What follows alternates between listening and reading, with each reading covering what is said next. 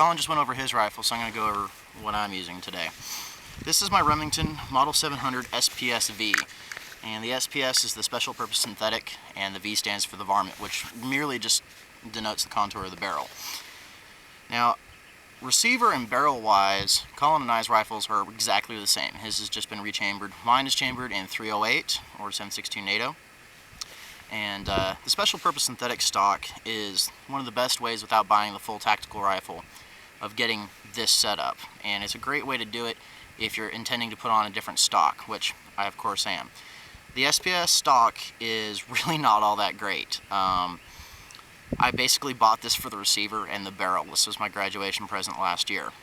So, sitting on top for scope, I have a Pentax Game Seeker. It's a 3x9x40. And it has a bullet drop reticle in it, so if you set it to 6 power, you can actually range as well.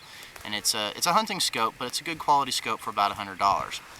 The SPS-Vs run you about $600. I think I walked out the door for $608 on this one. And eventually I'm going to put a Manners composite stock on there. Manners has released a couple of new stocks this year, and I'm debating between their T4 stock and one of their new thumb holes. One thing I've done is I've put a very inexpensive bipod on it, just specifically for today, and I'll eventually replace that with a with a good Harris bipod. That's the only way to go. Another thing is I just have a Weaver solid rail across the top here, and today I'm shooting my 168 grain Sierra Match King boat tail hollow points. These are loaded into Federal casings, and I'm using 43 grains of ram shot tack powder, and that is going to actually push these out at about 2850.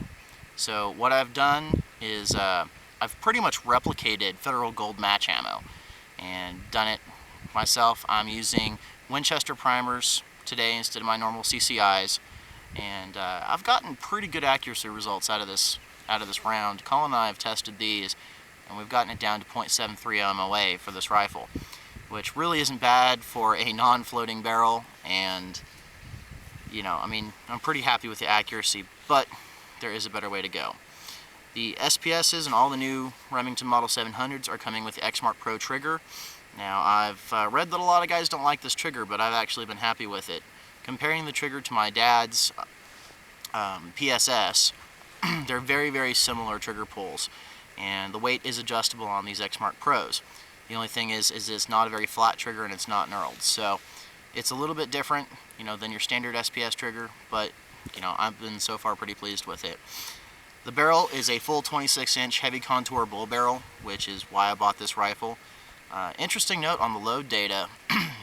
My load data tells me on these that I should be getting about 2,800 feet per second with 45 grains is the max load, but at 43 grains, you know, with that extra 2 inches of barrel, their test barrel is a 24, this is a 26, I'm actually having to go 2 grains less than the maximum and still reaching the same max velocity, so I'm not going to push it any further than that.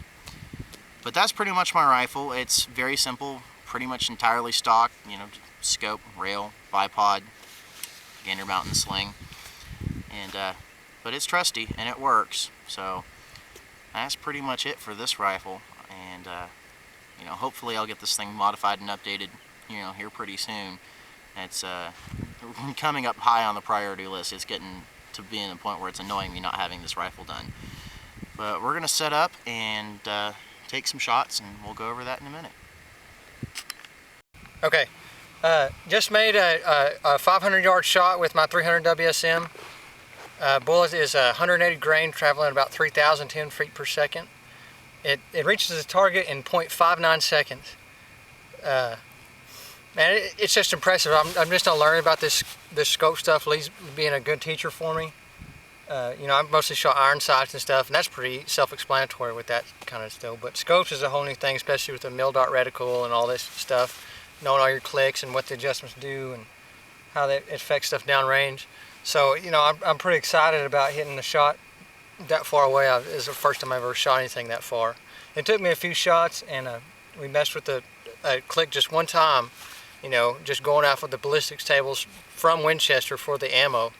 So, you know, that stuff really works. You know, I mean, you got to plug in elevation and some other things, which is probably what affected us here. But man, for the most part, it was dead on. And watching that jug explode with that fast moving round, it hits that with 1,800 foot-pounds of energy down at that range. So that jug is, oh my gosh, if it were a person, Ooh. I pity the fool. Alright, so we're zoomed completely in as far as the camera will go, and you can see at the very bottom of that caliche pit there, the white line, you can see there's a little tree, kind of darker green that's standing up. All of our water jugs and our soda bottle insurgents are setting up in various areas along those lines. Now Colin's made his hit. I'm having a little bit of problems with my scope today, getting into where I'm hitting stuff. So I'm going to keep trying here. I'm down to about 11 rounds. I'm going to see if I can hit something with those 11. And yeah, we'll just get back to you from there. Alright, so we just got finished shooting. I ran through 25 rounds of my 308, and Colin here shot all of his stuff. So kind of going to go over a few things that we learned today. And number one thing that I've really learned and appreciate is mil dot reticle is far superior to the bullet drop compensator that I have on my Pentax. That's going to be my next upgrade, I think, before the stock, is to get a new scope. Well, the biggest thing I learned is just practice. You know, the snipers at 500 yards, you know, is a well-practiced distance for them. I'm pretty sure. I'm not a sniper. I don't know a sniper, but you know, we're shooting water jugs at 500 yards, which would roughly be the equivalent of a head at 500 yards.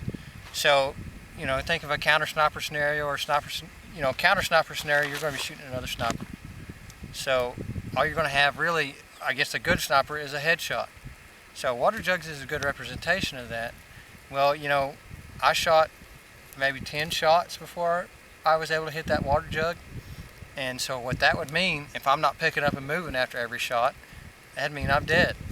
So we're gonna practice this till we get down, you know, the cold bore water jug shot, and then every successive water jug shot between 300 and 500 yards. And if we can find a place out past that, you know, that might be kind of pushing it. Yeah, but it's doable. So yeah, my personal goal is to hit 1,000 yards. That's what I want.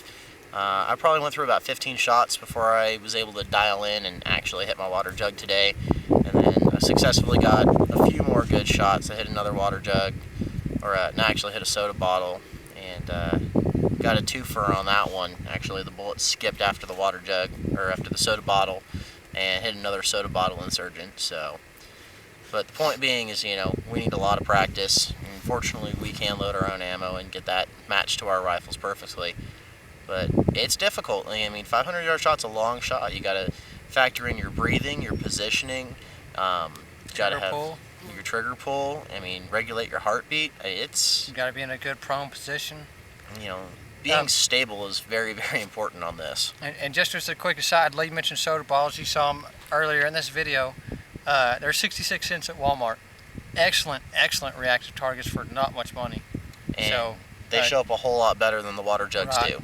They are really great out there, even with the label on them. So get yourself some 60-cent orange water jugs from Walmart to practice your long-range rifle on. You're not gonna be out much money. You'll have good reactive targets, as opposed to like a $350 gong or a $2,000 LaRue. You know, you'll be able to save your money up for that LaRue, which we will have one day. Exactly. All right, well, thank you guys for joining us. Next time we'll actually get some video of the shooting, but we were just too busy spotting each other and watching the vapor trails. The bullets flew down range. So we've had a good time, and hope you guys have enjoyed this, and we'll catch y'all next time. Adios.